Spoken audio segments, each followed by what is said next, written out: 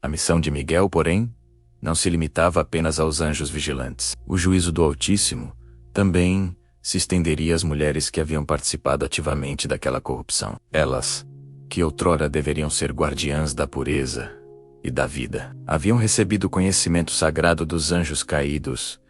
Em sua vaidade, o transformaram em ferramentas de idolatria e feitiçaria. O conhecimento que deveria levar foi usado para aprender, e a beleza, que deveria ser um reflexo da criação divina, foi usada como isca para corromper tanto anjos quanto homens. Agora, elas seriam julgadas pela mesma glória que tanto desejaram. Um lembrete severo de que o Criador não esquece aqueles que voluntariamente distorcem o que é santo. Cada escolha tem seu peso, e a balança da justiça divina estava prestes a pender. Enquanto os Nefilins, os gigantes nascidos daquela união profana, eram exterminados em batalhas cataclísmicas, e os vigilantes eram aprisionados em abismos de escuridão, até o dia do grande julgamento. Miguel recebeu outra ordem, uma tarefa de purificação em escala global. Ele deveria eliminar todos os frutos daquela união proibida. Não apenas os gigantes, mas toda a linhagem contaminada e a cultura de violência que eles haviam semeado. Era preciso limpar o solo da terra, apagar da memória e da história o nome daqueles que haviam desonrado o Criador de forma tão audaciosa. A ordem era clara. A corrupção deveria ser arrancada pela raiz, para que a terra pudesse, um dia, florescer novamente em santidade. O extermínio dos gigantes foi um evento de proporções épicas. Uma guerra que abalou os fundamentos do mundo antigo. Foi uma campanha violenta e absoluta, pois a existência deles era, em si, uma afronta contínua à ordem divina. Povos inteiros que se aliaram a eles, que adoraram sua força e seguiram seus caminhos de brutalidade, desapareceram da face da terra. Crônicas antigas, que hoje lemos como mitos, talvez sejam ecos distantes dessa grande purga. As águas de dilúvios e as chamas que caíam dos céus não eram eventos aleatórios, mas instrumentos de juízo, purificando as terras corrompidas e lavando o sangue derramado. A glória dos gigantes, construída sobre a rebelião, foi transformada em pó e cinzas. O impacto dessa guerra celestial na Terra foi profundo e duradouro. A memória da era dos gigantes, dos anjos caídos e da grande purificação foi preservada em fragmentos, espalhada por diversas culturas ao redor do mundo. Encontramos ecos dessas histórias nos mitos gregos dos titãs, nas sagas nórdicas dos gigantes de gelo e em inúmeras outras lendas sobre seres colossais e deuses guerreiros. Essas narrativas, embora distorcidas pelo tempo e pela interpretação humana, apontam para uma verdade ancestral,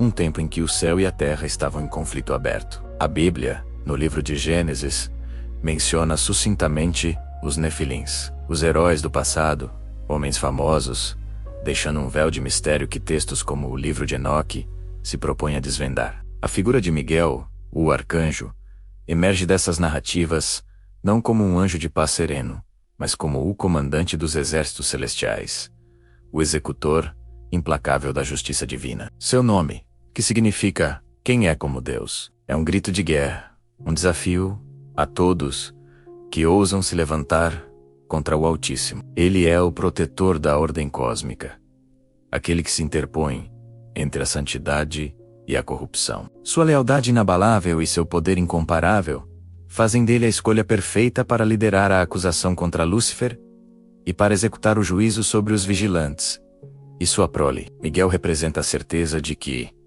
não importa quão grande seja a rebelião, a soberania de Deus prevalecerá. Ele é a espada e o escudo do céu. A história dos vigilantes e dos Nefilins carrega uma mensagem poderosa que atravessa os milênios. Ela nos adverte sobre os perigos da transgressão de limites sagrados, sobre a arrogância de buscar poder e conhecimento sem a devida sabedoria e reverência. Mostra como a mistura do sagrado com o profano não eleva o profano, mas corrompe o sagrado, gerando monstros. É uma lição sobre causa e consequência em uma escala cósmica.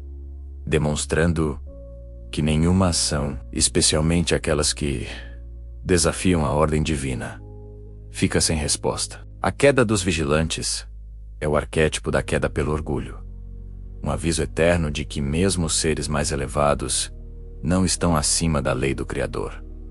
Mas e os espíritos desses gigantes? O que aconteceu com eles após a destruição de seus corpos físicos? Segundo algumas tradições, por serem uma mistura antinatural de espírito e carne, suas almas não encontraram descanso. Não pertenciam nem ao céu, de onde seus pais caíram, nem ao Seol, o lugar dos mortos humanos. Eles se tornaram espíritos errantes, presos à terra. São descritos como demônios, seres malignos, que continuam a atormentar a humanidade, sussurrando tentações, incitando a violência e a idolatria, perpetuando a corrupção de seus pais de uma nova forma.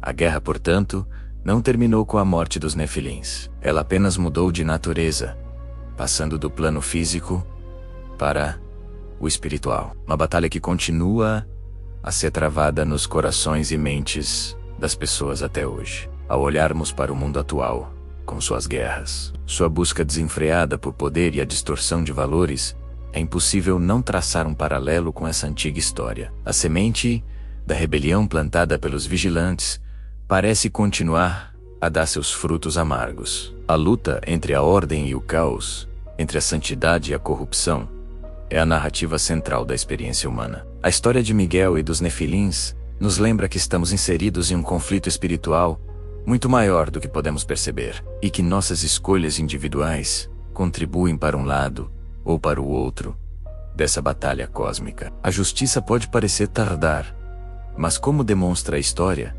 ela é inevitável e absoluta. A jornada de Miguel, desde a acusação no Conselho Celestial até a purificação da Terra, solidifica seu papel como o grande campeão do céu. Ele não é apenas um mensageiro, mas a própria manifestação da vontade e do poder de Deus em ação. Ele é a resposta divina à rebelião, a prova de que a luz sempre encontrará uma forma de subjugar as trevas. Sua história nos inspira a permanecer firmes naquilo que é justo e verdadeiro, mesmo quando confrontados com poderes que parecem esmagadores. Ele nos lembra que a lealdade ao Criador é a maior de todas as forças e que no final, toda a criação se curvará perante a soberania daquele que está no trono. A herança deixada por essa era de caos é complexa. Por um lado, deixou cicatrizes profundas na terra e na alma humana. Por outro, serviu como um testemunho eterno do poder, da justiça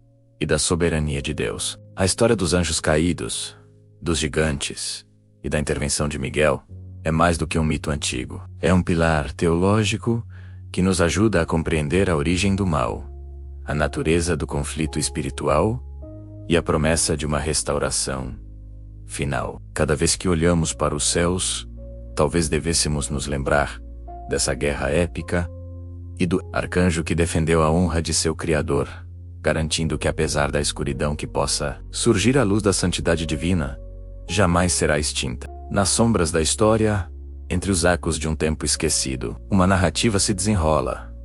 Uma que fala de poder, rebelião e justiça divina. É a história dos anjos caídos.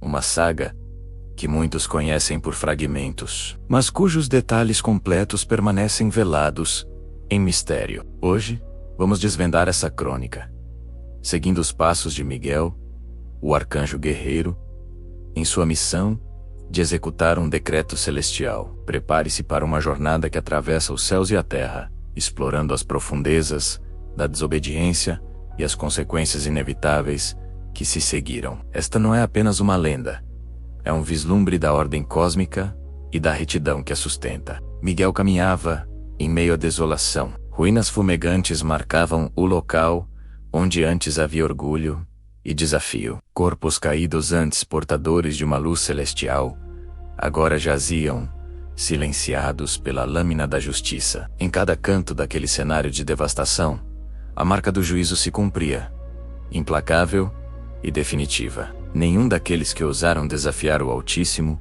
seria poupado, pois a ordem era clara e o tempo para a misericórdia havia se esgotado. Miguel não veio para dialogar, não veio para negociar ou para ouvir súplicas tardias. Ele veio como o braço executor do decreto divino, o portador da sentença final. Sua presença era a própria manifestação da vontade celestial, inabalável e soberana. Cada golpe de sua espada flamejante não era um ato de fúria, mas o cumprimento preciso da palavra divina. O som do aço cortando o ar era como um cântico fúnebre para a rebelião.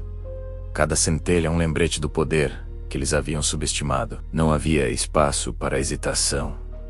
Não havia lugar para compaixão diante da traição. Havia apenas justiça, pura e irredutível. A missão de Miguel era restaurar a ordem, expurgar a corrupção que ameaçava manchar a criação. Os mensageiros que se voltaram contra seu Criador, que abandonaram seus postos e corromperam seus dons, agora enfrentavam o preço de sua escolha. A batalha foi intensa, mas o resultado nunca esteve em dúvida. A luz sempre prevalece sobre a escuridão que tenta imitá-la. Quando o último dos mensageiros rebeldes foi finalmente subjugado, silenciado pela autoridade que lhe fora conferida, um silêncio pesado caiu sobre o campo de batalha. A tarefa, porém, ainda não estava completa. Miguel então voltou-se para as mulheres. Elas, que antes caminhavam com um brilho que as distinguia, uma aura de beleza e poder, que cativava até mesmo os seres celestiais, estavam agora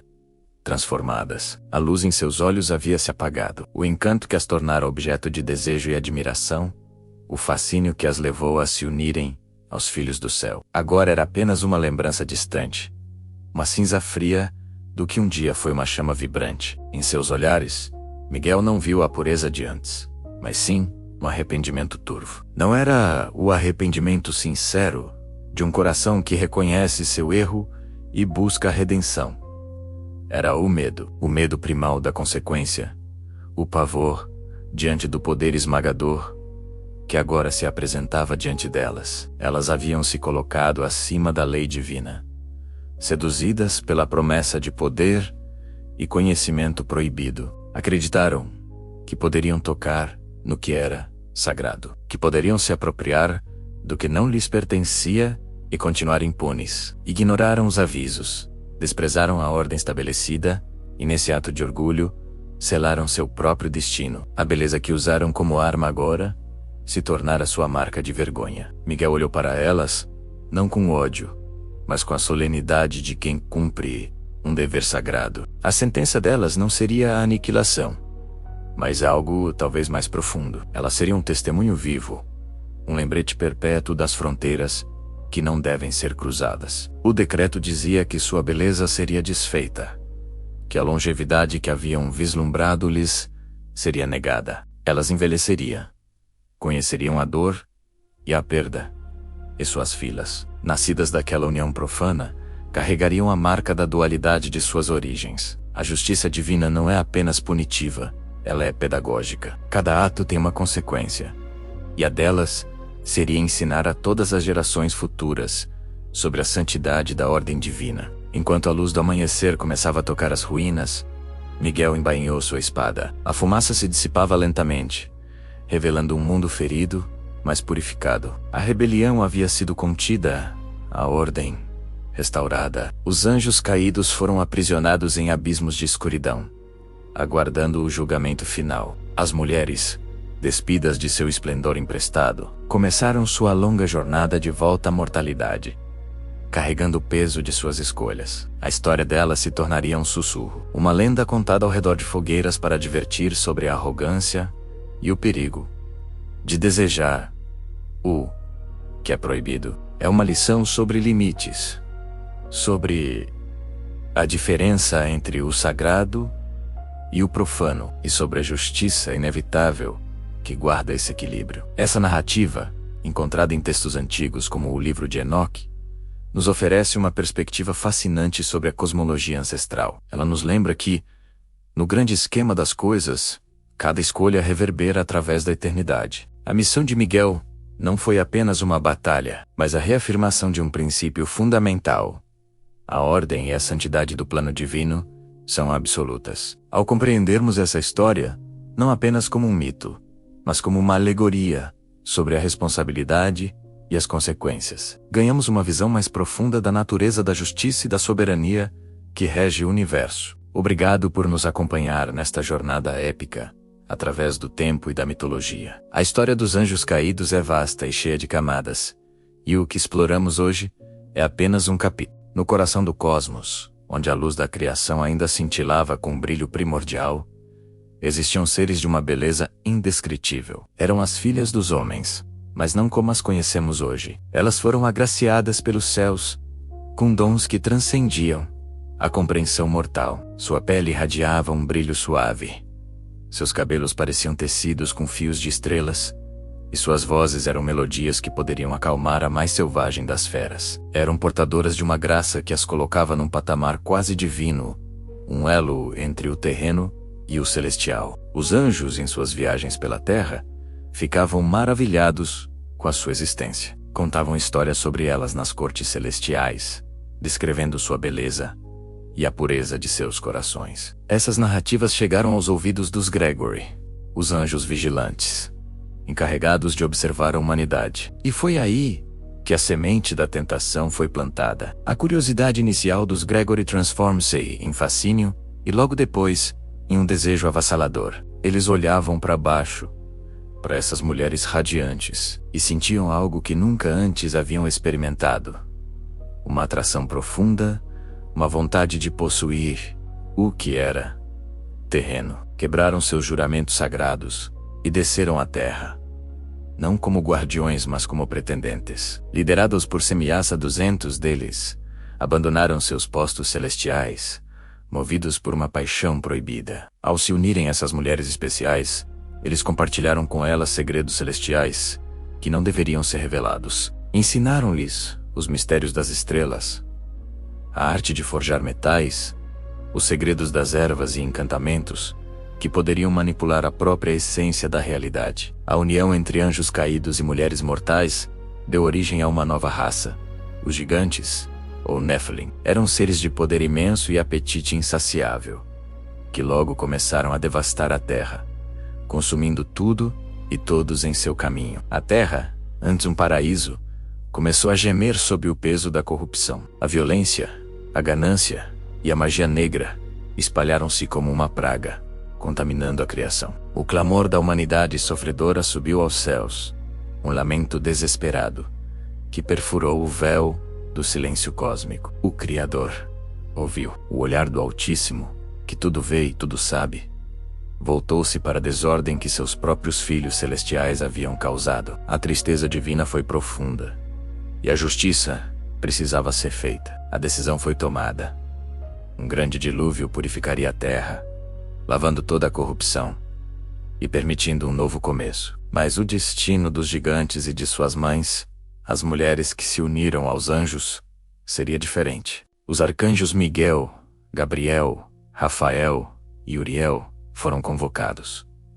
Receberam ordens diretas para intervir. Primeiro, a atenção se voltou para os líderes da rebelião. Semiasa e seus seguidores foram capturados e acorrentados em vales escuros, condenados a aguardar o grande dia do juízo, um tormento eterno como punição por sua traição. Em seguida, a sentença caiu sobre sua prole, os gigantes. Não seria permitido que sua linhagem de destruição continuasse. Uma guerra foi instigada entre eles mesmos. Irmão se voltou contra irmão, e em uma fúria canibal, os Nephilim se aniquilaram mutuamente, limpando a terra de sua presença física devastadora. Seus espíritos, no entanto, foram condenados a vagar pelo mundo como demônios, atormentando a humanidade até o fim dos tempos. Finalmente, chegou a hora de julgar as mulheres. Elas foram trazidas diante do tribunal celestial, não mais adornadas com a glória que as tornara tão desejáveis, mas tremendo de medo e arrependimento. Agora, diante do juízo, compreenderam a profundidade de seu erro. Compreenderam que nada escapa ao olhar do Altíssimo. O decreto sobre elas, no entanto, era diferente. Não seriam completamente destruídas como gigantes, mas seriam marcadas pela vergonha eterna, um testemunho vivo da transgressão. A justiça divina, embora severa, continha um elemento de transformação, não apenas de aniquilação. A tarefa de executar essa sentença foi dada ao arcanjo Miguel. Com sua espada de fogo celestial, ele recebeu a ordem de retirar delas a glória que as tornara especiais, a beleza que havia sido a causa de tanta ruína. O processo foi doloroso e humilhante. Aquilo que antes era beleza radiante transforma-se em deformidade. Seus rostos, antes perfeitos, tornaram-se contorcidos. Suas peles perderam o brilho e seus corpos, antes graciosos, foram curvados pelo peso da vergonha. Aquilo que antes era fascínio se tornou um fardo. O poder que haviam adquirido com os segredos celestiais dissipou-se como fumaça ao vento. Suas vozes, que antes encantavam os anjos e acalmavam a natureza, agora se tornaram um eco de lamentação, um som áspero e quebrado que refletia a dor de suas almas. Os destinos delas foram variados, espalhados como sementes de uma tragédia. Algumas foram lançadas nos lugares mais desolados da terra, transformadas em espíritos errantes, como as lendárias Banshees ou as Lamias, foram condenadas a vagar eternamente por desertos, ruínas e pântanos escuros, chorando sua perda até o dia do juízo final. Seus lamentos se tornariam presságios de desgraça para os mortais que os ouvissem, um lembrete constante da dor que nasce da transgressão. Elas se tornaram parte do folclore sombrio da humanidade, histórias contadas ao redor de fogueiras para assustar e alertar. Outras foram transformadas em seres fisicamente deformados, monstros que habitariam as sombras do mundo. Imagine as górgonas da mitologia com serpentes no lugar de cabelos, cujo olhar petrificava os homens, ou as árpias, criaturas com corpos de pássaro e rostos de mulher, símbolos da punição divina. Essas transformações não eram aleatórias, eram lembranças vivas e aterrorizantes do erro que cometeram, uma lição perpétua para quem ousasse cobiçar o conhecimento e o poder proibidos. Elas se tornaram a personificação da beleza corrompida, a prova de que a glória celestial, quando mal utilizada, pode gerar a mais profunda abominação. E por fim, houve aquelas que sobreviveram como mortais comuns, mas a um custo terrível. A misericórdia, nesse caso, foi uma forma de esquecimento. Elas perderam toda a lembrança de quem eram,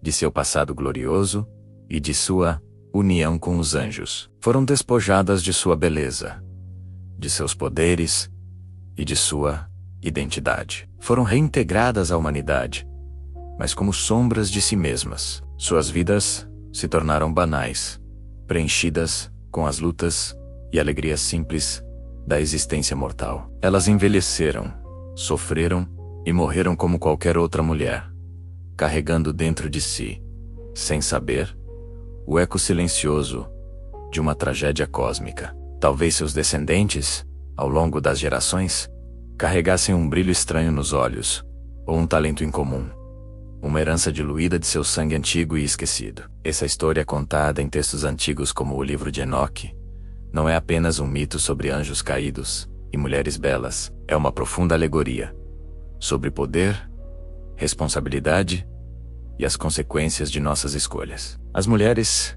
representam a beleza e o potencial da criação, enquanto os anjos simbolizam o conhecimento e o poder divinos. A união proibida mostra o perigo de buscar poder sem sabedoria e de ceder à tentação, sem considerar as consequências. A punição que elas sofreram é um lembrete sombrio de que dons extraordinários vêm com responsabilidades extraordinárias. A beleza que se torna maldição, o poder que se transforma em fardo, a glória que leva à vergonha. Essa narrativa nos ensina que o verdadeiro valor não está nos dons que recebemos, mas em como os usamos. A verdadeira beleza não é a que atrai os anjos, mas a que eleva a alma. Ao olharmos para o mundo hoje, podemos ver os ecos dessa antiga história por toda parte. A busca incessante por poder, a obsessão pela beleza superficial, a tecnologia que avança sem uma bússola moral. Será que não estamos, de certa forma,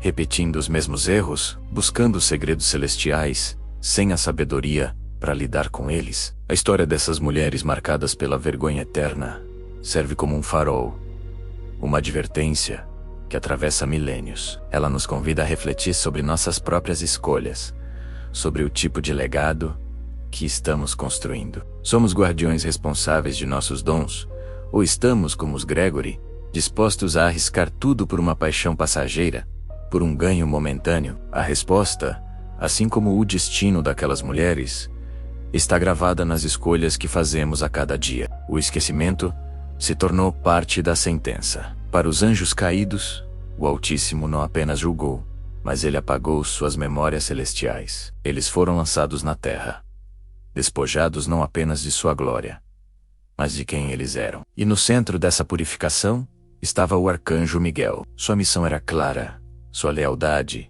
inabalável. Ele não precisava entender os porquês, apenas obedecer às ordens divinas. O peso da glória que o cercava, a luz que emanava de sua presença, era suficiente para sustentar sua autoridade inquestionável. Cada passo, cada golpe de sua espada, era uma nota na sinfonia da justiça divina. Miguel cumpriu cada decreto, sem hesitar. Sua espada de fogo celestial cortou os laços profanos que uniam os anjos caídos a este mundo. Ele não lutava com ódio, mas com um propósito sagrado: restaurar a ordem, purificar a criação. As forças rebeldes que um dia ousaram desafiar o trono do céu, agora tremiam diante do comandante dos exércitos celestiais. A terra, que havia gemido sob o peso da corrupção, finalmente começou a respirar novamente. E quando o último decreto foi executado, quando o último rebelde foi subjugado, Miguel ergueu seu olhar para o céu. Em silêncio, ele aguardava a próxima instrução, o próximo capítulo, no grande plano divino. A terra, agora purificada pela força e pela justiça, aguardava o que viria em seguida. O silêncio que se seguiu à batalha não era de vazio, mas de expectativa. Era como a calmaria após uma grande tempestade, onde a promessa de um novo amanhecer pairava no ar. Os registros antigos, fragmentos de textos sagrados e apócrifos, descrevem esse momento com reverência. Eles narram que Miguel, com o poder que lhe foi conferido, selou os portais dimensionais que os anjos vigilantes haviam aberto em sua transgressão. Essas fendas, no tecido da realidade, por onde energias caóticas e influências corruptoras haviam vazado para o mundo, foram fechadas para sempre. Ele restaurou as fronteiras espirituais entre o céu e a terra, reforçando as barreiras que separavam o sagrado do profano. Era um ato de proteção de isolamento, garantindo que tal violação nunca mais pudesse ocorrer. O pacto profano, aquele acordo sombrio feito pelos anjos caídos para interferir na humanidade e corromper a criação, estava finalmente encerrado. As chamas da espada de Miguel cauterizaram as feridas espirituais do mundo. As forças que haviam ousado atravessar o limite sagrado foram banidas, lançadas de volta às sombras de onde vieram, ou aprisionadas em abismos profundos, aguardando o julgamento final. A criação, embora profundamente ferida e marcada pelas cicatrizes da rebelião, estava pronta para ser restaurada. A purificação liderada por Miguel não foi um fim, mas um novo começo. Foi a preparação do terreno para uma nova era, onde a luz poderia novamente florescer, sem a sombra da corrupção. A terra, livre do peso da transgressão angelical, poderia começar seu longo processo de cura. E a humanidade, embora ainda frágil, recebeu uma nova chance, uma oportunidade de seguir um caminho alinhado com o propósito divino, longe da influência perniciosa daqueles que caíram. A missão de Miguel foi um ponto de virada crucial na história cósmica, um testemunho do poder, da justiça e da misericórdia do Altíssimo. E assim, a ordem foi restabelecida, abrindo caminho para os eventos futuros que moldariam o destino do céu e da terra. A justiça divina finalmente prevaleceu sobre a corrupção que assolava a terra. Os grilhões da opressão haviam sido quebrados. E a misericórdia, embora ainda velada, seria revelada no tempo certo, como uma promessa sussurrada pelos céus. Com sua missão cumprida, o arcanjo Miguel iniciou sua ascensão, subindo de volta às esferas celestiais. Ele não ia de mãos vazias. Levava consigo o relatório detalhado da execução da sentença divina. Cada ação, cada consequência, Tudo estava registrado. O decreto celestial fora cumprido à risca, e a ordem, que parecia perdida para sempre, fora finalmente restabelecida no cosmos. Mas não se enganem. A história não terminaria ali. Aquela vitória, por mais grandiosa que fosse, era apenas o começo de uma nova fase. Pense na Terra como um corpo que sofreu um ferimento grave. Mesmo depois de o agente causador da infecção ser removido, a ferida permanece. É uma ferida aberta, pulsante, que precisa de tempo e cuidado para cicatrizar. O mal que havia sido arrancado com tanta força deixaria marcas profundas, cicatrizes que seriam visíveis por gerações. Os mortais, agora libertos da influência direta e opressiva dos anjos caídos, dos vigilantes, respiravam um ar de alívio. No entanto, a liberdade externa não significava, necessariamente, uma purificação interna. Dentro de cada ser humano, a semente da desobediência plantada, eras atrás, ainda estava lá.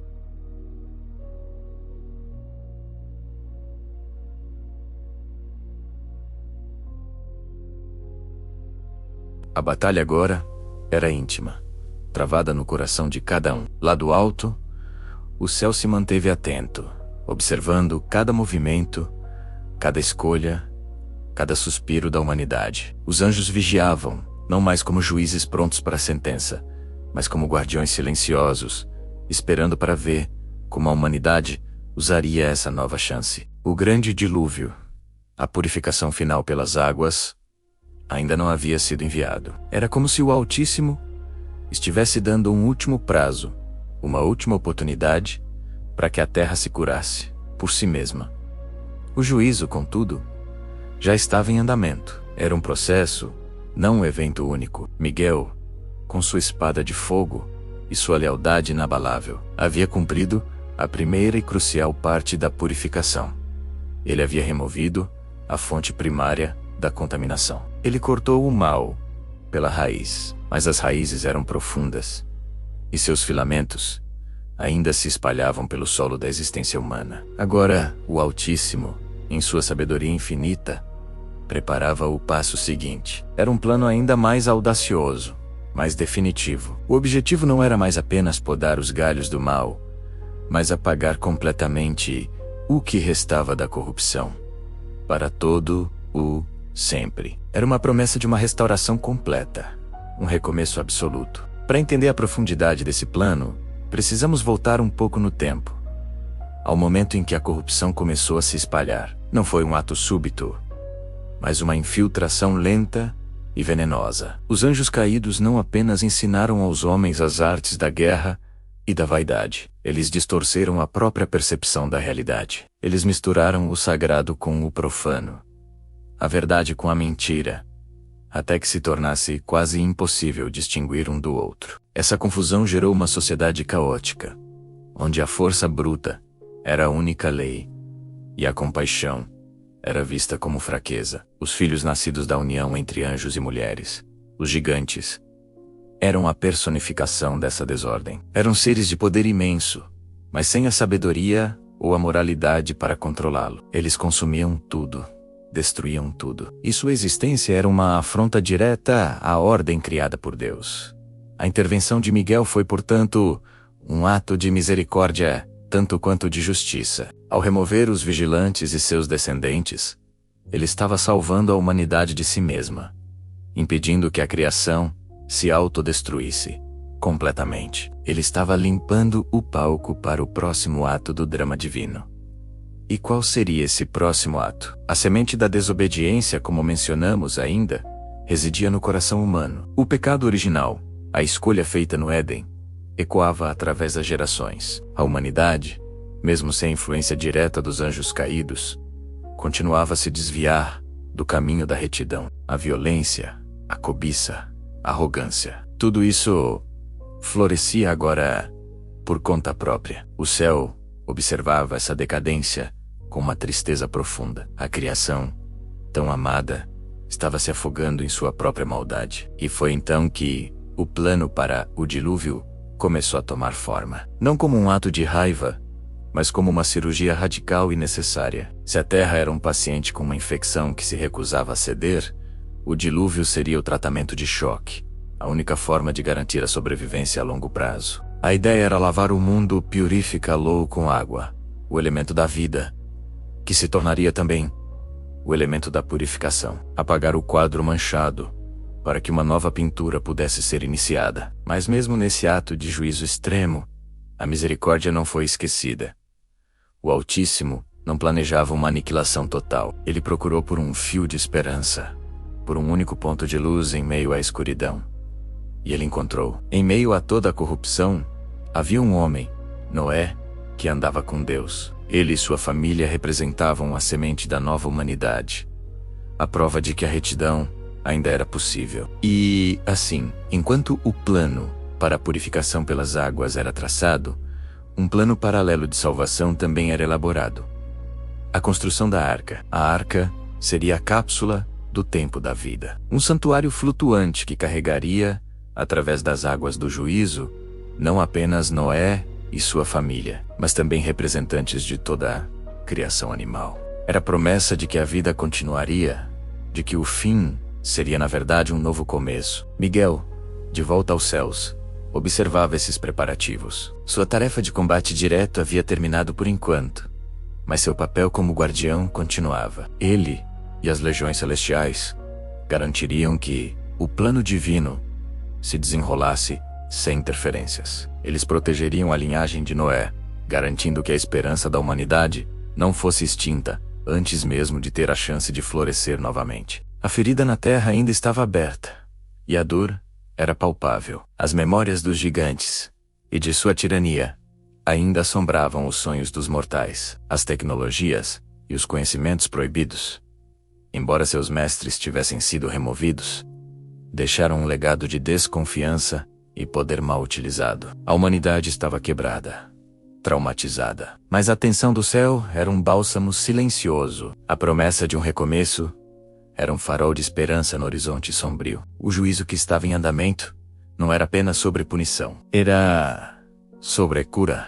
Era sobre restaurar o equilíbrio, realinhar a criação com o propósito original de seu Criador. A história estava longe de terminar. A remoção dos vigilantes foi o primeiro passo. O dilúvio seria o segundo. E depois viria a longa e árdua jornada da reconstrução. Uma nova aliança seria forjada entre o céu e a terra. Novas leis seriam dadas para guiar a humanidade. E a promessa de uma redenção final, uma que apagaria não apenas as ações, mas a própria inclinação para o mal, seria plantada no coração da nova criação. O mal havia sido arrancado, mas suas sombras persistiam. A semente da desobediência ainda brotava no solo fértil do Lever. Arbítrio humano. O céu se mantinha atento, pois sabia que a verdadeira batalha pela alma da humanidade estava apenas começando. A purificação de Miguel foi o prelúdio. O dilúvio seria o clímax, e o que viria depois seria a longa e esperançosa epopeia da redenção. Uma história que continua a se desenrolar até os dias de hoje, em cada escolha que fazemos entre a luz e a sombra.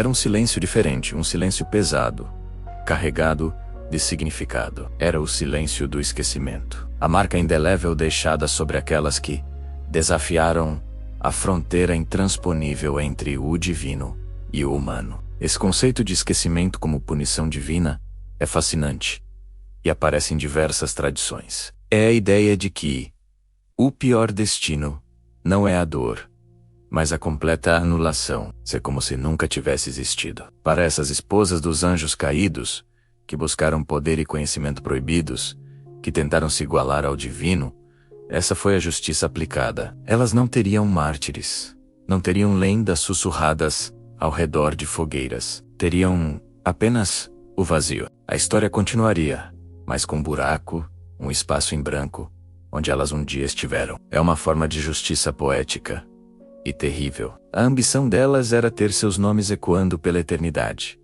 E sua punição foi exatamente o oposto, o eco do nada. A espada de Miguel pode ter sido embainhada, mas a verdadeira arma do juízo final, neste caso, foi o tempo. O tempo, manipulado pela vontade divina, para corroer, não a pedra, mas a própria memória. Cada nascer do sol, cada nova geração, seria mais um prego no caixão de seu legado. As histórias que os pais contariam aos filhos já não as mencionariam. Os escribas que registravam os grandes feitos não encontrariam seus nomes em lugar algum. Elas se tornaram uma nota de rodapé apagada, uma lenda que perdeu seu enredo. A justiça do Altíssimo, nesse sentido, não foi apenas punitiva, foi corretiva. Ela restaurou a ordem, limpando a linha do tempo da anomalia que elas representavam. O universo tem suas regras, e a transgressão delas resultou não em uma cicatriz,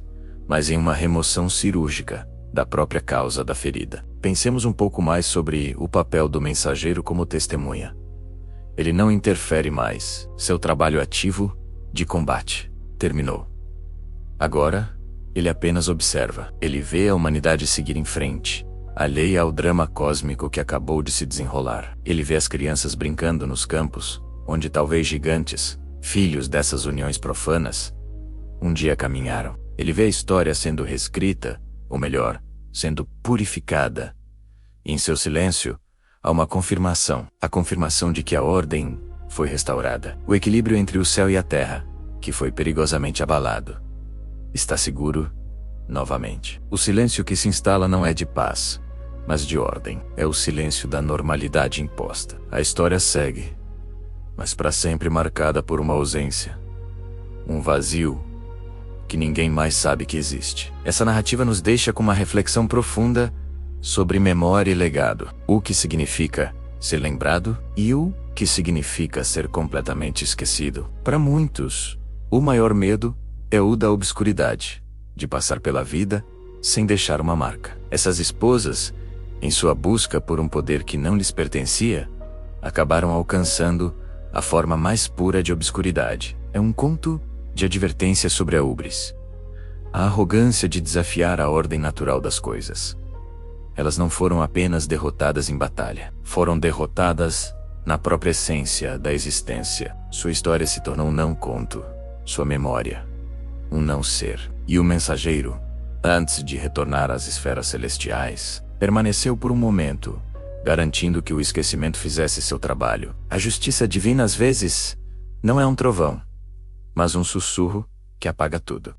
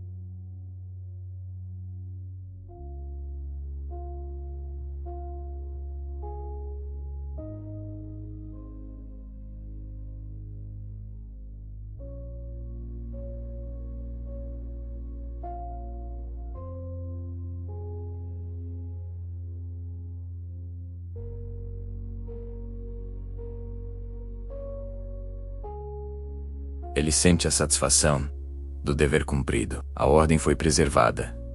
A justiça não foi apenas feita, ela foi tornada absoluta. O nome do ímpio não foi apenas amaldiçoado, foi apagado da existência. E essa é, talvez, a lição mais assustadora e poderosa de toda essa saga. A de que, no grande esquema das coisas, a maior punição de todas pode não ser o sofrimento, mas simplesmente deixar de existir na mente de Deus e dos homens.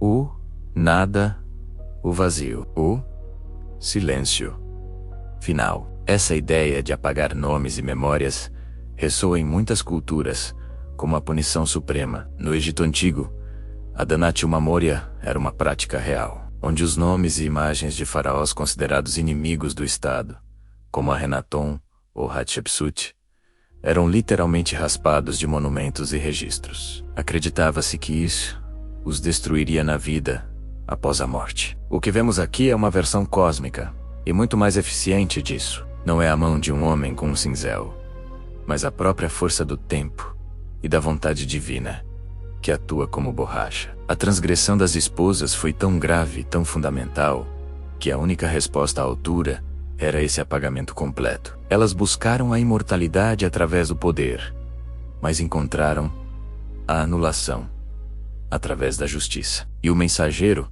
essa figura solitária que observa o desfecho, é a nossa conexão com esse evento. Através de seus olhos, entendemos a magnitude do que aconteceu. Ele não é um narrador, ele é a própria memória do que foi esquecido. Ele é o único que se lembrará do que foi apagado, não por afeto, mas como um registro eterno da justiça que foi executada. Sua presença garante que, mesmo no esquecimento total, a lição não se perca para o cosmos. A espada de Miguel pode estar em repouso, mas o julgamento que ela trouxe ecoa nesse silêncio profundo, uma advertência perpétua sobre os limites que nunca devem ser cruzados. A história dos homens continua, ignorante do abismo que se abriu e se fechou, e essa ignorância é, em si, parte da ordem restaurada. No início dos tempos, quando a ordem do universo ainda era frágil, um evento extraordinário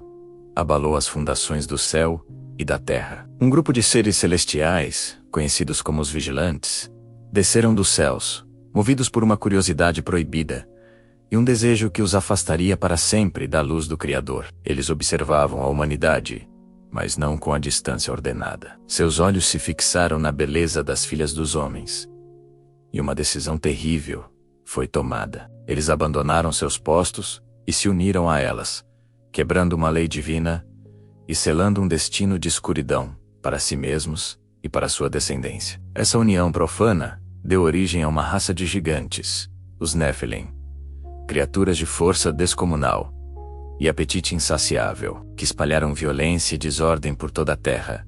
O mundo, antes harmonioso, mergulhou no caos. O mal se alastrou como uma praga, corrompendo a criação e fazendo com que um grito de dor subisse aos céus. A balança da justiça divina pendeu, e o julgamento tornou-se inevitável. E assim, as águas do dilúvio foram convocadas para purificar a terra, para lavar a mancha deixada por essa transgressão. Enquanto a justiça divina começava a se manifestar sobre a terra, o olhar de Miguel, o grande arcanjo, o comandante dos exércitos celestiais, voltou-se para aquelas que haviam sido o elo entre o sagrado e o profano. Ele observou as mulheres que se uniram aos vigilantes, e seu coração celestial sentiu o peso da tragédia. Elas não eram mais as mesmas. O brilho especial que as distinguia, uma luz interior que refletia a pureza da criação, havia se apagado. O encanto, que antes cativava os mortais, e até mesmo os anjos, agora se transformara em uma sombra de vergonha e arrependimento. Seus rostos, antes radiantes, carregavam a marca de um conhecimento que nunca deveriam ter possuído. Elas haviam provado do fruto proibido do poder celestial, e o preço foi a perda de sua própria essência. O decreto do Altíssimo era claro, imutável como as estrelas. A beleza que elas usaram como ferramenta de sedução e corrupção seria removida. O poder que receberam de seus parceiros celestiais, os segredos dos céus que aprenderam, seria tomado de volta. Aquelas que, em sua ambição, desejaram ser como deusas, que sonharam com a imortalidade e o poder, agora seriam lembradas apenas como um símbolo da queda, um aviso eterno sobre os perigos da transgressão. Miguel caminhou em silêncio pelos lugares onde essas mulheres viviam. Eram vales antes férteis, agora marcados pela presença dos gigantes. Eram vilarejos antes pacíficos, agora assombrados pela memória da violência. Os vestígios do poder angelical ainda pairavam no ar, uma energia residual que se misturava ao perfume das flores e ao cheiro de terra molhada. Ele via nos olhos delas o reflexo do céu que haviam conhecido através dos anjos caídos, mas também a escuridão da terra que haviam ajudado a corromper. Elas carregavam filhos que não eram inteiramente humanos, seres que herdaram a força de seus pais celestiais, mas não a sua sabedoria ou compaixão. Miguel via a confusão e o medo. Elas amavam seus filhos, mas temiam a natureza deles. Elas amavam seus parceiros, mas sabiam que essa união era uma afronta ao Criador. Estavam presas entre dois mundos, sem pertencer a nenhum deles. Cada uma era um microcosmo da própria terra corrompida, uma mistura de beleza divina e fragilidade humana, agora manchada pela transgressão. A presença de Miguel não era de condenação, mas de execução de uma sentença justa. Ele era a mão da justiça divina, mas em seu olhar havia compreensão da complexidade daquele drama. O arcanjo, com sua armadura de luz, aproximou-se de uma delas. Seu nome era Ana, e ela era conhecida por sua beleza estonteante, uma beleza que havia capturado o coração de Azazel, um dos líderes dos vigilantes. Ele ensinara os segredos da metalurgia e da fabricação de adornos. Seus dedos, antes hábeis em tecer e cuidar da terra, agora forjavam espadas e criavam joias que cintilavam com uma luz profana. Miguel olhou para as pulseiras em seus braços e o colar em seu pescoço. Eram obras de arte, mas também símbolos da guerra e da vaidade que Azazel introduziu no mundo. Ana, a voz de Miguel ressoou, não com a fúria de um juiz, mas com a solenidade de um mensageiro.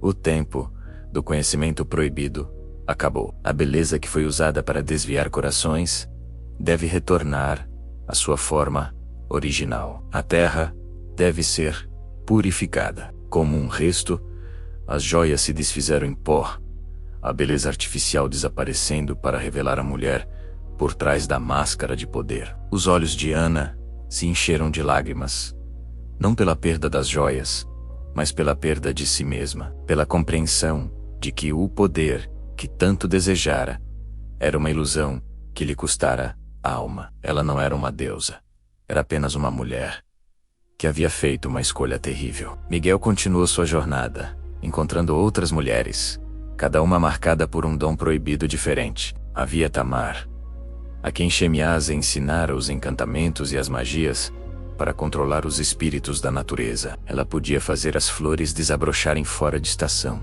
e comandar os ventos. Mas suas colheitas se tornaram amargas, e os ventos que ela convocava traziam tempestades destrutivas. Seu poder, desprovido da sabedoria divina, era uma força descontrolada e caótica. Miguel desfez os feitiços, e a natureza ao redor dela suspirou em alívio, retornando ao seu ritmo original. Tamar caiu de joelhos, sentindo a conexão com a terra que havia perdido. Uma conexão simples e pura, muito mais valiosa do que todo o poder que havia exercido. Ele encontrou também Lilith, que aprendera com Penemui a arte da escrita e da sedução através das palavras. Seus poemas e canções podiam encantar reis e levar exércitos à loucura, mas suas palavras eram vazias de verdade, tecidas com mentiras e manipulação. Miguel silenciou a magia em sua voz, devolvendo-lhe a simplicidade da comunicação humana. Lilith torou, não porque não podia mais encantar, mas porque percebeu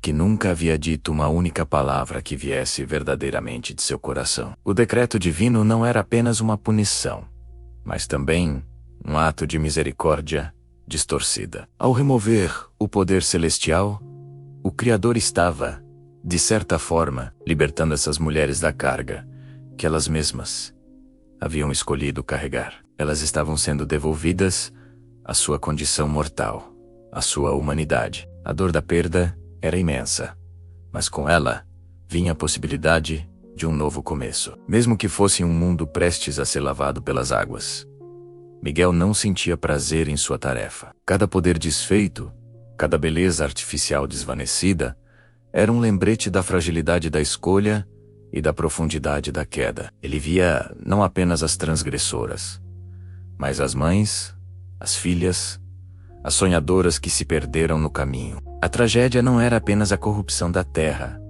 mas a corrupção dos corações, tanto dos anjos que caíram por desejo, quanto das mulheres que caíram por ambição. Enquanto o céu escurecia e as primeiras gotas de chuva começavam a cair, Miguel olhou uma última vez para aquelas mulheres. Elas estavam despidas de seu poder emprestado, reunidas em grupos, abraçando seus filhos gigantes, cujo destino também estava selado. Eram agora apenas humanas, enfrentando o fim de seu mundo, carregando o peso de suas escolhas e a memória de um tempo em que tocaram o céu, e ao fazê-lo, trouxeram um inferno para a terra. A história delas se tornaria um eco, uma lenda sussurrada através das gerações, um conto de advertência sobre o poder, a beleza e a queda. E Miguel, o arcanjo da justiça, retornou aos céus, seu dever cumprido, mas com a imagem daquelas mulheres, gravada para sempre em sua memória celestial. A purificação estava completa,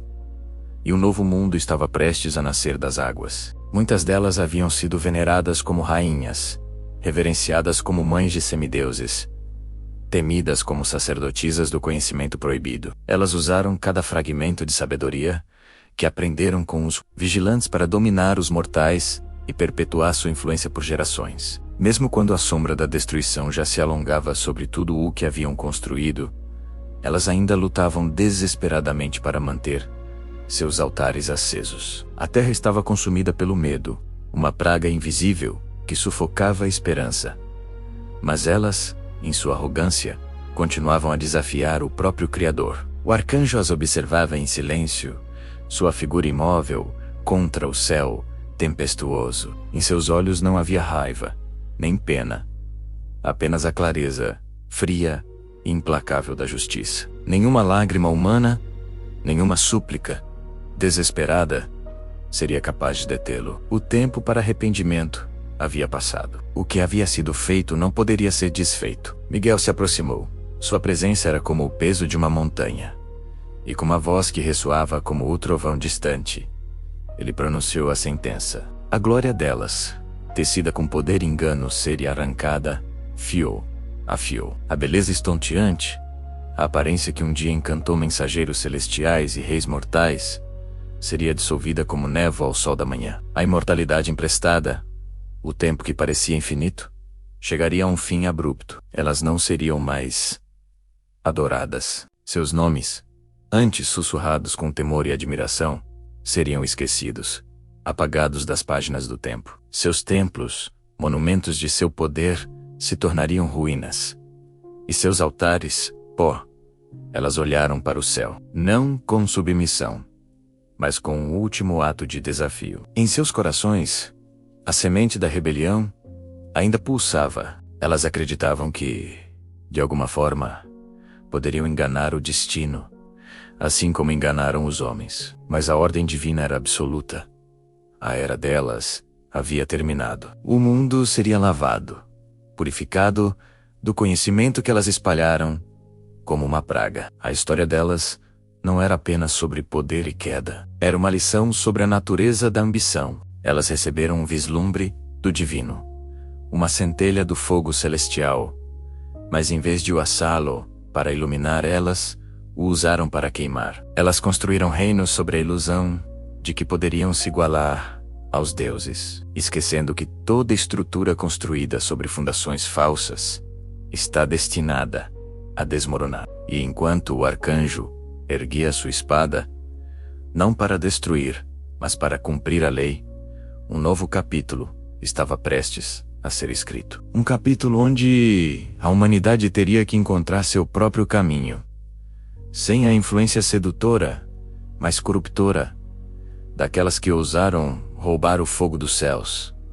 A sentença foi executada. O silêncio que se seguiu foi mais profundo do que qualquer som. O mundo respirou aliviado, livre do peso de sua glória profana. Mas a memória, a lenda, essa ecoaria para sempre, um aviso para todos que ousassem cobiçar o que não lhes pertence. A queda delas foi o alicerce de uma nova era, marcada não pelo poder dos semideuses, mas pela resiliência dos mortais. Os textos antigos guardam segredos profundos sobre transformações que desafiam nossa compreensão. Eles falam de seres que, por suas escolhas, enfrentaram destinos terríveis. Imagine, por um instante, um corpo que um dia foi a personificação da beleza, admirado e desejado. De repente se torna disforme, uma sombra do que era. O brilho de um olhar que antes podia seduzir e encantar-se apaga, transformando-se em algo que as pessoas desviam, algo que causa desconforto e medo. E a voz, aquela voz melodiosa que um dia encantava multidões, agora se quebra em um lamento contínuo, um som de pura agonia e arrependimento.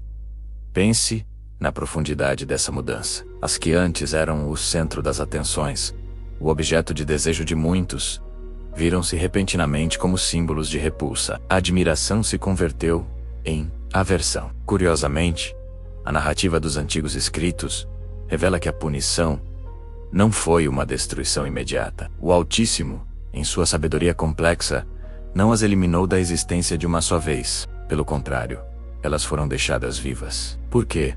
Para que servissem de testemunho, um testemunho vivo e doloroso das consequências da desobediência.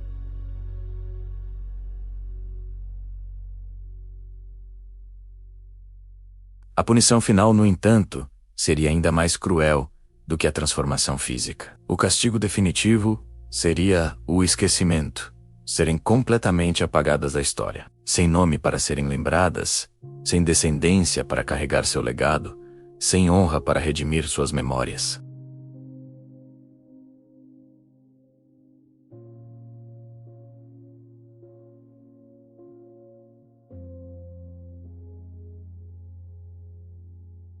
Algumas, segundo os relatos, foram confinadas em regiões desertas e inóspitas.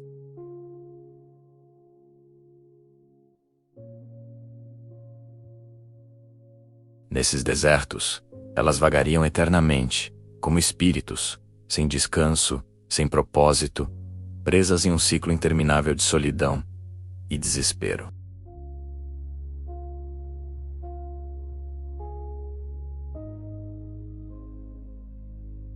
Os escritos antigos são ainda mais específicos sobre o que aconteceu a muitas delas. Eles mencionam que se tornaram entidades errantes, presas em um limbo angustiante, um espaço intermediário entre o nosso mundo físico e o plano espiritual. Não pertenciam a lugar nenhum. Essa condição de estarem presas entre os mundos era a essência de sua condenação.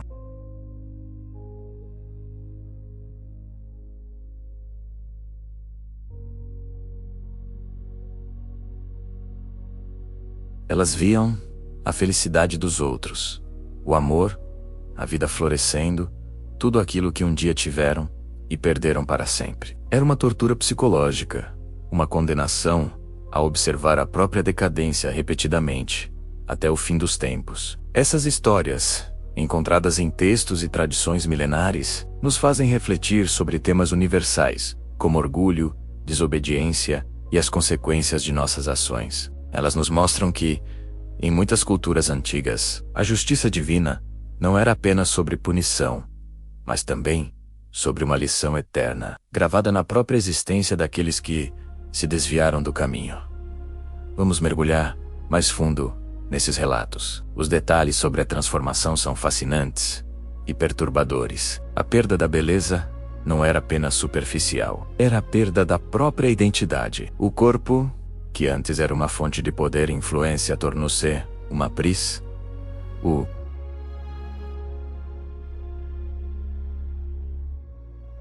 A desfiguração era um marcador visível da transgressão, uma forma de garantir que nunca pudessem se reintegrar à sociedade ou esquecer o que haviam feito. O isolamento social era uma consequência direta. Amigos se afastavam, amantes desapareciam, e a solidão se tornava sua companheira mais fiel.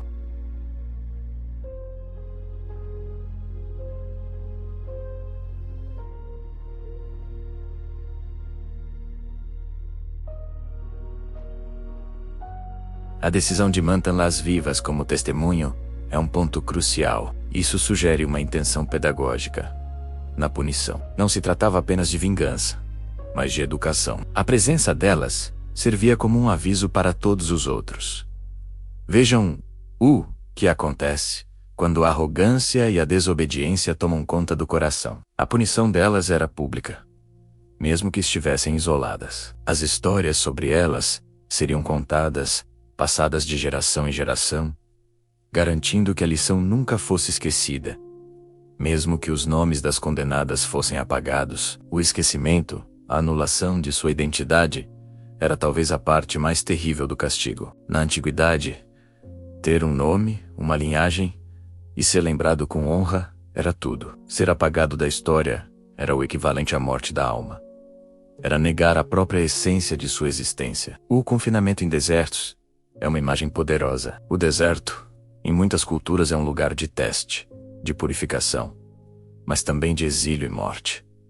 Para elas, era um exílio eterno. Vagando como espíritos, elas personificavam a ideia de estar perdido, sem rumo. Não havia destino, não havia esperança de chegada, apenas um movimento perpétuo em um cenário de desolação. Essa imagem evoca uma profunda sensação de vazio existencial. E a ideia de se tornarem entidades errantes, presas entre os mundos, adiciona uma camada de horror metafísico.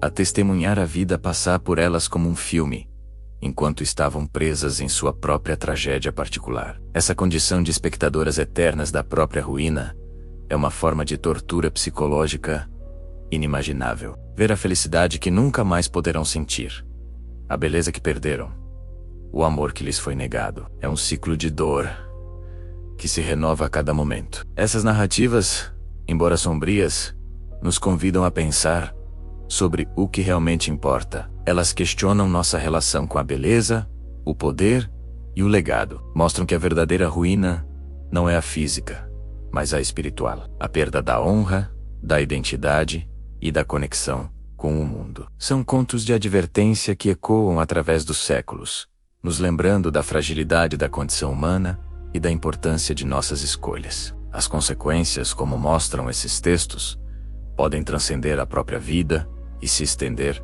por toda a eternidade. Analisando a simbologia, a transformação de beleza em deformidade representa a corrupção interna se manifestando externamente. A beleza física era um reflexo de um estado de graça ou favor divino, e sua perda simbolizava a perda dessa conexão. O olhar, que antes atraía e agora repele, fala sobre a perda da capacidade de se conectar com os outros de forma positiva. A conexão humana foi cortada, substituída por medo e aversão. A voz que antes criava harmonia e encantamento, agora só produz lamento, indicando a perda da capacidade de criar, de inspirar, de trazer alegria. Restou apenas a expressão da própria dor. Cada aspecto da transformação tem um significado simbólico profundo, que vai muito além da simples punição física. É uma desconstrução completa do ser. A ideia de que o castigo foi o esquecimento é particularmente sofisticada. Em um mundo onde a memória coletiva e a linhagem eram fundamentais para a identidade de uma pessoa, ser apagado da história era a aniquilação total. Significava que sua vida, suas ações, seus amores e seus sofrimentos não teriam qualquer significado para as gerações futuras. Era como se um botão de apagar fosse pressionado sobre sua existência.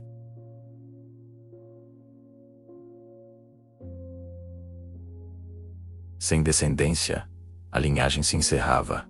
Sem nome, a memória se perdia. Sem honra, não havia nada de positivo para ser lembrado. Era uma morte em 3 níveis: físico, social e histórico. O destino como entidades errantes, presas entre os mundos, é um conceito que aparece em muitas mitologias ao redor do globo. É o medo universal de não encontrar paz, de ficar preso em um estado de transição eterno. Essa punição nega o ciclo natural da vida, morte e o que quer que venha depois. É uma anomalia, uma existência contra a natureza. Ser condenado a testemunhar a própria ruína é o clímax dessa tortura. Não há escapatória, não há distração. A única realidade é a consciência constante da própria perda e do que poderia ter sido. É um espelho que reflete eternamente o fracasso e o arrependimento. Essas histórias antigas, portanto,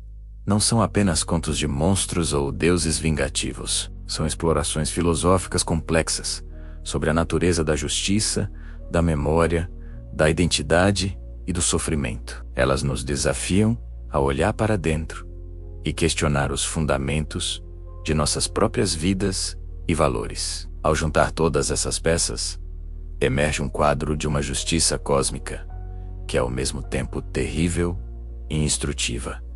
A punição não é arbitrária. Ela se encaixa perfeitamente na transgressão. A perda da beleza para aqueles que se orgulhavam dela. O isolamento para aqueles que talvez tenham abusado de sua influência social. O lamento para aqueles cuja voz foi usada para fins egoístas.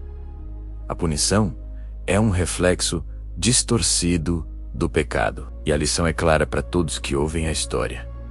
As nossas ações têm consequências que podem moldar não apenas nossa vida, mas nosso destino eterno. Essas narrativas milenares continuam a nos fascinar porque tocam em medos e esperanças fundamentais da experiência humana. O medo de ser esquecido.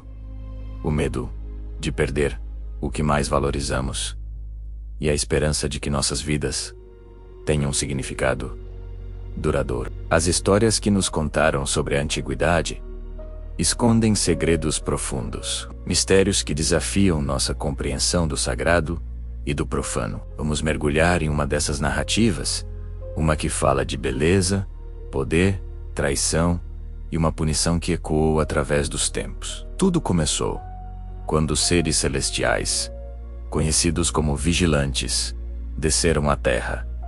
Eles não vieram para guiar ou proteger, mas movidos por um desejo que quebraria as leis mais sagradas do universo. Eles se encantaram com a beleza das mulheres humanas, o encanto que os levou a um caminho sem volta. Ignorando seus deveres divinos, eles abandonaram seus postos celestiais e se uniram a elas, selando um pacto proibido. Essa união não foi apenas um ato de paixão, foi uma transgressão cósmica. Dos vigilantes, as mulheres aprenderam segredos que a humanidade não estava preparada para conhecer. Elas foram ensinadas sobre encantamentos, o uso de ervas místicas, a arte de forjar metais para criar adornos e armas, e até mesmo a cosmética, usada para realçar uma beleza que já era cativante. Elas se tornaram detentoras de um conhecimento poderoso, um poder que não lhes pertencia por direito. O mundo começou a mudar. A inocência deu lugar à ambição,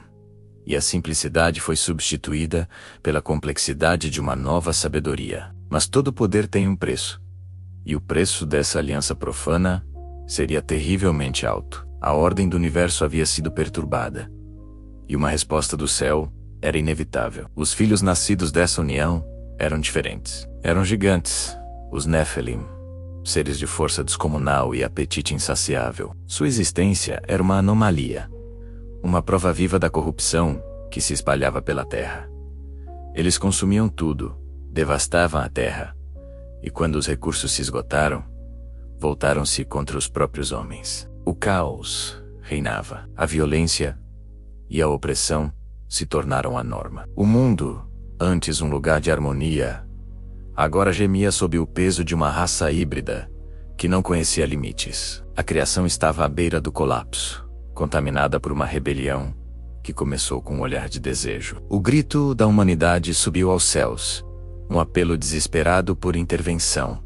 por justiça, contra a desordem que os vigilantes e sua prole haviam semeado. E o céu, respondeu o Criador, vendo a corrupção que havia tomado conta de sua obra, decidiu agir. A sentença foi proferida não apenas contra os vigilantes, que seriam aprisionados nas profundezas da terra, mas também contra aqueles que foram cúmplices em sua rebelião. O arcanjo Miguel, o grande comandante dos exércitos celestiais, foi encarregado de executar a ordem divina. Sua missão era clara: purificar a terra e restaurar a ordem. Miguel desceu com a autoridade do céu, sua presença uma força implacável de justiça. Ele não era um anjo de misericórdia naquele momento, mas o executor de uma sentença irrevogável. O tempo da rebelião havia chegado ao fim, e o julgamento estava prestes a começar. As mulheres que se uniram aos vigilantes e aprenderam seus segredos enfrentaram um destino terrível. A beleza que foi sua glória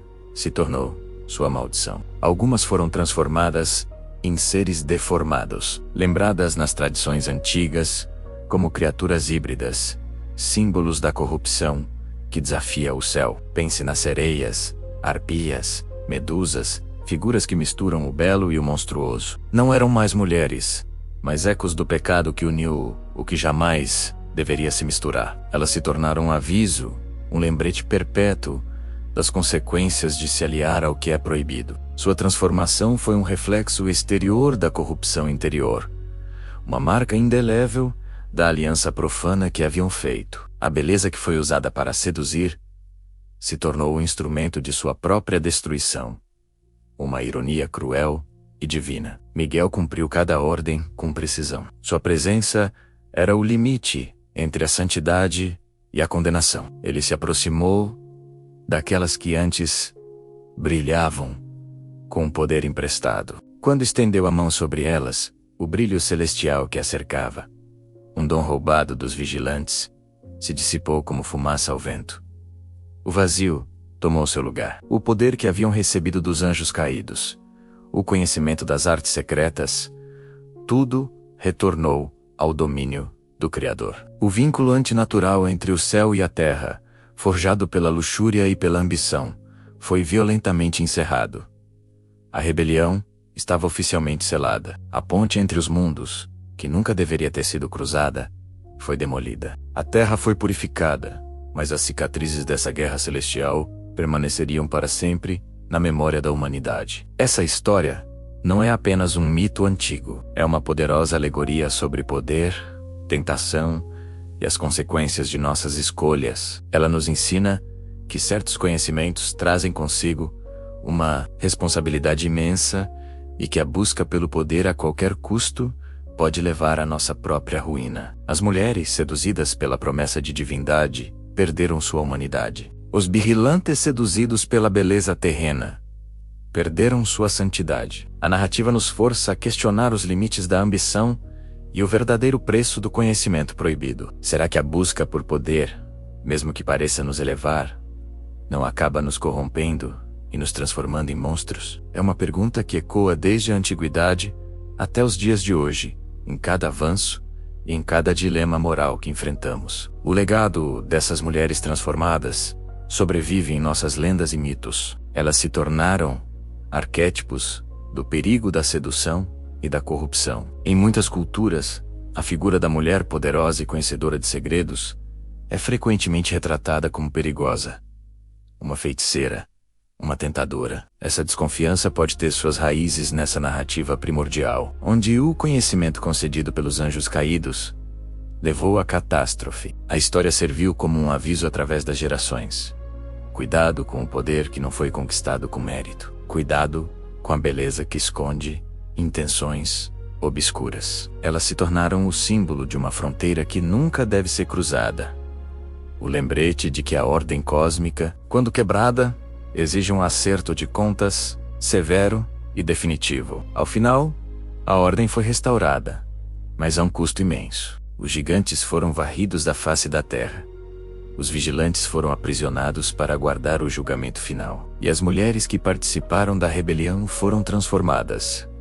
Sua linhagem alterada para sempre. A intervenção de Miguel não foi apenas uma punição, mas um ato de reequilíbrio cósmico. Foi um corte cirúrgico para remover um câncer que ameaçava consumir toda a criação. A história nos deixa com uma sensação de admiração e temor.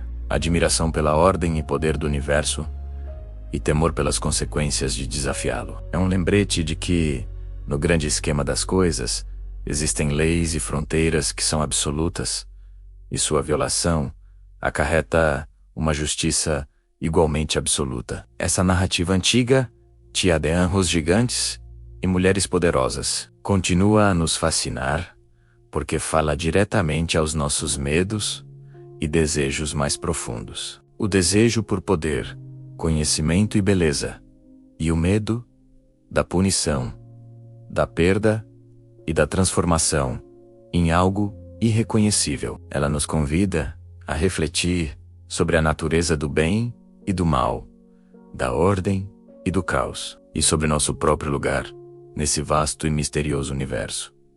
O que você acha dessa história? Ela é apenas um mito? Ou contém uma verdade mais profunda sobre a condição humana? Deixe sua opinião nos comentários. Vamos continuar essa conversa por lá. Se você gostou de mergulhar nesse mistério, não se esqueça de curtir o vídeo, se inscrever no canal e ativar as notificações para não perder nossas próximas explorações. Obrigado por assistir e até a próxima.